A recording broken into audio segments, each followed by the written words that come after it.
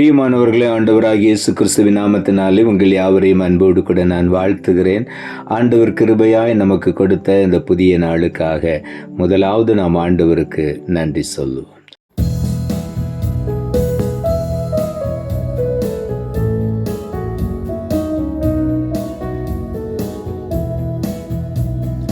மாம்சமான யாவர் மேலும் ஆவியை ஊற்றுவேன் என்றீர்.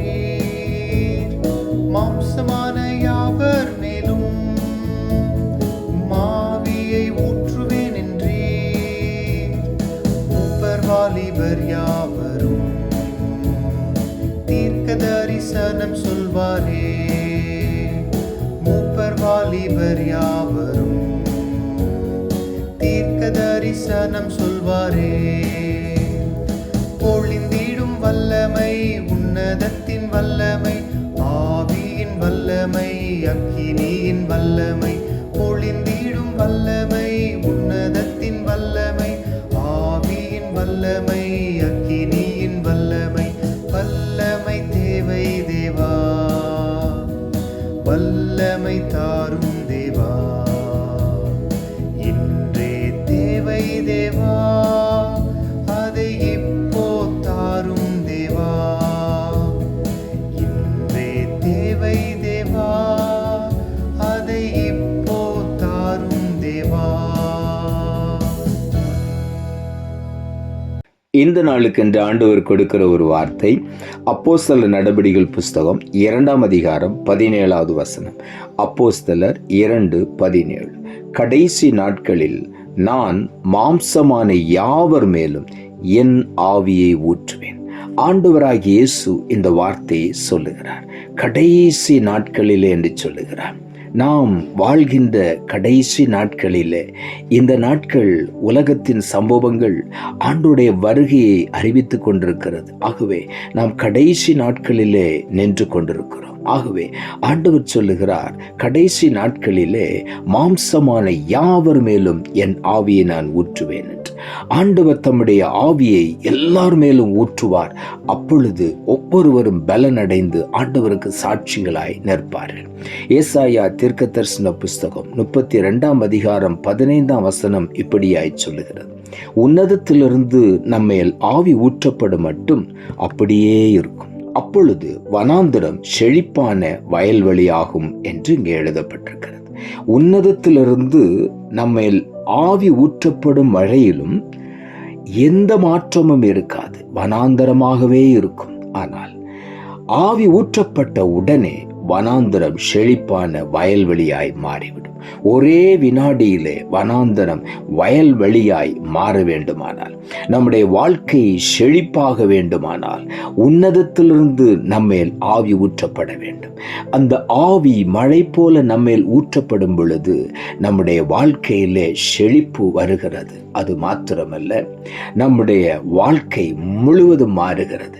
வனாந்தரமான வாழ்க்கை மாறி வயல்வெளியாய் விளைநிலமாய் மாறி நமக்கு ஆசீர்வாதத்தை கொடுக்கிறது. ஆகவே உள்ளத்தின் ஆழத்திலிருந்து ஆண்டவர் நமக்கு கொடுத்திருக்கிற பரிசுத்த ஆவியானவராகிய தேற்றரவாளனுக்காக நாம் நன்றி சொல்வோம். அந்த பரிசுத்த ஆவியானவர் நமக்குள்ளே ஊற்றப்படும் பொழுது, அந்த உன்னத பலன் நமக்குள்ளே ஊற்றப்படும் பொழுது, உற்சாகமான ஆவியோடு கூட நாம் ஆண்டவரை தொழுது கொள்வோம். மாத்திரமல்ல, அநேக அற்புதங்களை, அதிசயங்களை நாம் சுதந்திரித்துக் கொள்வோம்.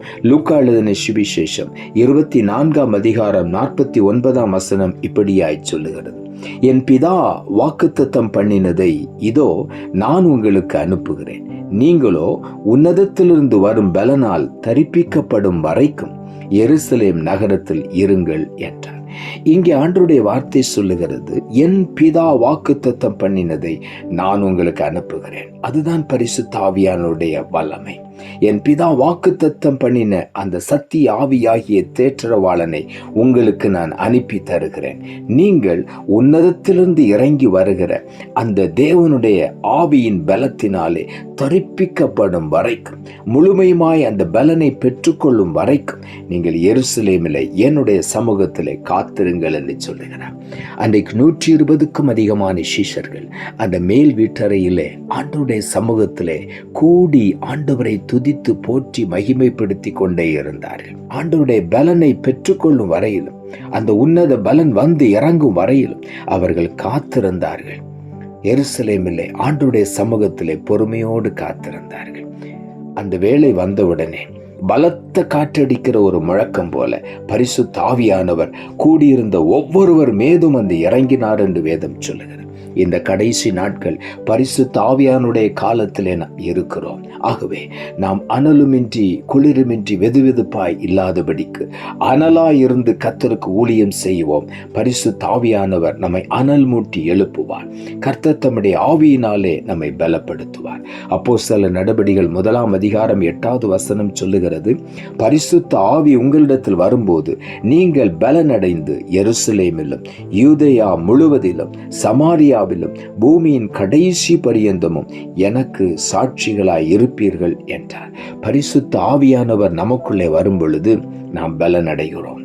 எல்லா பலவீனங்களும் நம்மை விட்டு மாறுகிறது. எல்லா சோர்வுகளும் நம்மை விட்டு மாறுகிறது.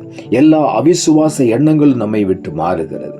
பரிசுத்த ஆவி வரும் பொழுது ஒரு உன்னத பலன் நம்மேல் இறங்குகிறது. ஆகவே தான் வேதம் சொல்லுகிறது, பலத்தினால் அல்ல பராக்கிரமத்தினால் அல்ல, பலத்தினாலும் பராக்கிரமத்தினாலும் செய்ய முடியாததை பரிசுத்த ஆவியானவர் செய்து நிறைவேற்றுவார். ஆகவே நாம் அந்த ஆவியை பெற்றுக்கொள்ளும் பொழுது யூதேயா முழுவதிலும் எருசலேமில் சமாரியாவில் பூமியின் கடைசி பரியந்தமும் ஆண்டவருக்கு சாட்சிகளாய் நாம் எழும்பி பிரகாசிப்போம். யோவேல் தீர்க்கதரிசன புஸ்தகம் 2 அதிகாரம் 28 வசனம் இப்படியாய் சொல்லுகிறது, நான் மாம்சமான யாவர் மேலும் என் ஆவியை ஊற்றுவேன். அப்பொழுது உங்கள் குமாரரும் உங்கள் குமாரத்திகளும் தீர்க்க தரிசனம் சொல்லுவார்கள். வாஞ்சித்து ஆண்டவரிடத்தில் இந்த நாட்களில் நாம் கேட்போம், ஆண்டவரே மாம்சமான யாவர் மேலும் என் ஆவியை ஊற்றுவேன் என்று சொன்னீரே, எங்கள் குமாரர் குமாரத்திகள் தீர்க்க தரிசனம் சொல்லும்படியாய் உம்முடைய அபிஷேகத்தை ஊற்றும் என்று சொல்லி இந்த நாளிலே வாஞ்சிப்போம். நம்முடைய பிள்ளைகள் நாம் எல்லாரும் அபிஷேகத்தினாலே நிரப்பப்படுவோம். ஆண்டவருக்கு மகிமையான சாட்சியாய் எழும்பி பிரகாசிப்போம். ஆண்டவர் சொல்லிவிட்டார், கடைசி நாட்களிலே மாம்சமான யாவர் மேலும் என் ஆவியை ஊற்றுவேன் என்று. ஆகவே இன்றைக்கு அந்த ஆவியின் அபிஷேகத்தை பெற்றுக்கொண்டு வல்லமையுள்ள சாட்சிகளாய் ஆண்டவருக்காக நாம் எழும்பி பிரகாசிப்போம். அநேக ஆசீர்வாதங்களையும் நன்மைகளையும் நாம் பெற்றுக்கொள்வோம். ஆகவே உள்ளத்தின் ஆழத்திலிருந்து ஆண்டவருக்கு நன்றி சொல்லுவோம். நாம் ஜெபிப்போம். அன்புள்ள ஆண்டவரே, கிருபையானீர் கொடுத்த இந்த புதிய நாளுக்காய் மறுபடியும் எமக்கு நன்றி செலுத்துகிறோம். ஆண்டவர் கொடுத்த ஜீவனுள்ள வார்த்தைக்காக நன்றி. கடைசி நாளில் மாம்சமான யாவர் மேலும் என் ஆவியை ஊற்றுவேன் என்று சொல்லி வாக்கு பண்ணின ஆண்டவர், இந்த நாளிலே மாம்சமான யாவர் மேலும் ஆவியை ஊற்றி உன்னத பலத்தினால் ஒவ்வொருவரையும் நிரப்பி வல்லமையினால் நிரப்பி எடுத்து பயன்படுத்தும் அநேக ஆசீர்வாதங்களை அவர்கள் பெற்றுக்கொள்ள உதவி செய்யும். தாழ்த்துகிறோம். இரட்சகர் இயேசுவின் நாமத்தில் ஜெபிக்கிறோம் நல்ல பிதாவே, ஆமென்.